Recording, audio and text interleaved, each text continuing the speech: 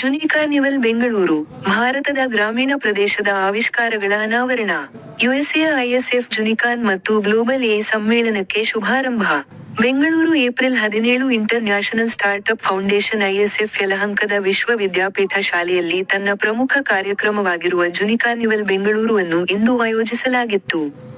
ಸಂಜೆ ನಡೆದ ಈ ಸ್ಫೂರ್ತಿದಾಯಕ ಕಾರ್ಯಕ್ರಮವು ಐಎಸ್ಎಫ್ನ ಜಾಗತಿಕ ವೇದಿಕೆಯಾಗಿರುವ ಐಎಸ್ಎಫ್ ಜುನಿಕಾನ್ ಮತ್ತು ಗ್ಲೋಬಲ್ ಎ ಸಮ್ಮಿಟ್ಗೆ ಭವ್ಯ ಆರಂಭವಾಗಿದೆ.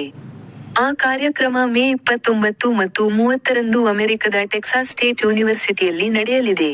ಜುನಿಕಾರ್ನಿವಲ್ ಬೆಂಗಳೂರು ಭಾರತದ ಕೆಲವು ಪ್ರತಿಷ್ಠಿತ ಸಂಶೋಧಕರು ಮತ್ತು ಸ್ಟಾರ್ಟ್ಅಪ್ ಪರಿಸರ ವ್ಯವಸ್ಥೆಯ ಗಣ್ಯರು ಒಟ್ಟುಗೂಡುವಂತೆ ಮಾಡಿತು.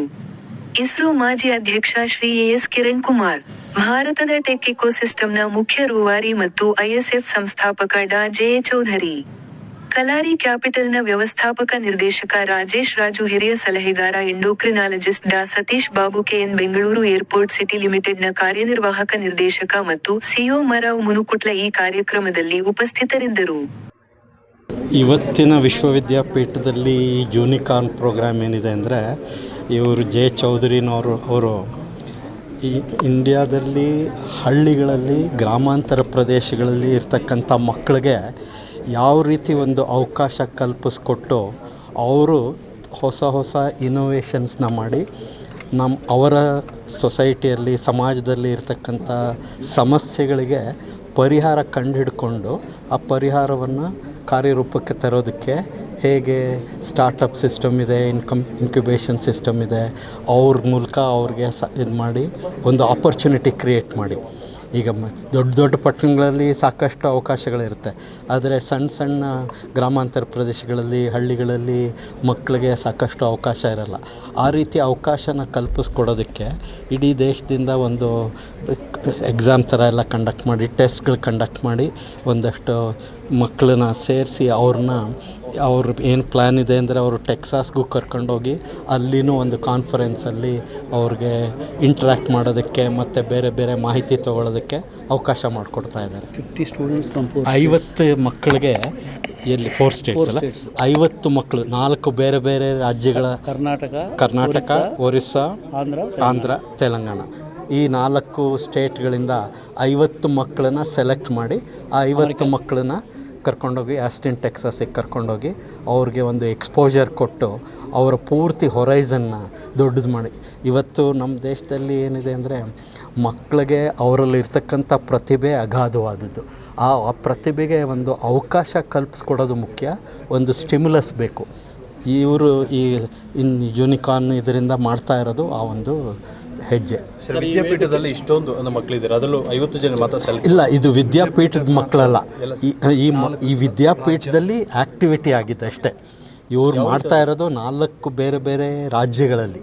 ಈಗ ಕರ್ನಾಟಕ, ತೆಲಂಗಾಣ, ಒರಿಸ್ಸಾ, ಆಂಧ್ರ, ಈ 4 ರಾಜ್ಯಗಳಲ್ಲಿ ಕಾಂಪಿಟೇಷನ್ ಮಾಡಿಸಿ ಮಕ್ಕಳನ್ನ ಸೆಲೆಕ್ಟ್ ಮಾಡಿ. ಈಗ ನೋಡಿದ್ರಲ್ಲ ಮಕ್ಕಳು ಕೂತಿರೋರು, ಅವರೆಲ್ಲ selected students from these remote places. ಅವ್ರನ್ನ ಆಸ್ಟಿನ್ ಟೆಕ್ಸಾಸಿಗೆ ಕರ್ಕೊಂಡೋಗಿ ಅಲ್ಲಿನೂ ಒಂದು ಎಕ್ಸ್ಪೋಜರ್ ಕೊಟ್ಟು ಅವ್ರಿಗೆ ಪ್ರಪಂಚ ನೋಡಿದಾಗ ಅವರಲ್ಲಿರ್ತಕ್ಕಂಥ ಪ್ರತಿಭೆ ಎಷ್ಟು ಬೆಳಿಬೋದು ಅನ್ನೋದನ್ನು ಇವತ್ತು ಮುಖ್ಯವಾಗಿ ಅವ್ರನ್ನ ಅಲ್ಲಿರ್ತಕ್ಕಂಥ ನಾನ್ ರೆಸಿಡೆಂಟ್ ಇಂಡಿಯನ್ಸ್ ಮೂಲಕ ಅಡಾಪ್ಟ್ ಮಾಡಿಸಿ ಅವ್ರಿಗೆ ಇನ್ನೂ ಹೆಚ್ಚಿನ ಅವಕಾಶ ಕಲ್ಪಿಸ್ಕೊಡೋದಕ್ಕೆ ಕೂಡ ಪ್ರಯತ್ನಗಳು ನಡೀತಾ ಇದೆ. International Startup Foundation. My name is J. Chaudhary. This is a unique program, first time in the world, taking the rural innovators all the way to global conference to talk about how they can solve their own local problems in a very innovative way, and we termed as a Junicorn, junior unicorn. That means they should have a bigger aspiration. They should feel that yes, one day they will become like other unicorns. That's why we termed as the junior unicorn. And there is a potential, because in India has got tremendous opportunities in rural India, and all these rural kids today they are left out. They can't come to Bangalore, Hyderabad, because it's very costly. So we have to go to their villages, identify those people and give them funding, give them the mentorship, and see that they are going to become entrepreneur. In fact, one entrepreneur from Austin, Texas, he already agreed to convert all of them into micro entrepreneurs. The moment they come back from all these 50 kids from all these 4 states. The moment they come back, they will all become micro entrepreneurs. While they're studying, they will also make some money through that micro enterprise.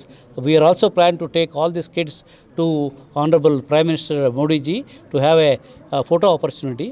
And also we are going to release a coffee table book, how these people, from where they have come. Many of these kids are actually single parent or no parents. They're all orphans, poorest of the poor people. And we are giving a great platform for them to ideate what they want to do, how they want to solve their problems in their own area. So that is the kind of a talent available in India, and these talents we want to nurture and make sure that not only the urban cities but rural youth are going to do much better. Future unicorns, my guess is, it will not come from urban areas. They will all come from rural background. This is the new beginning of New India.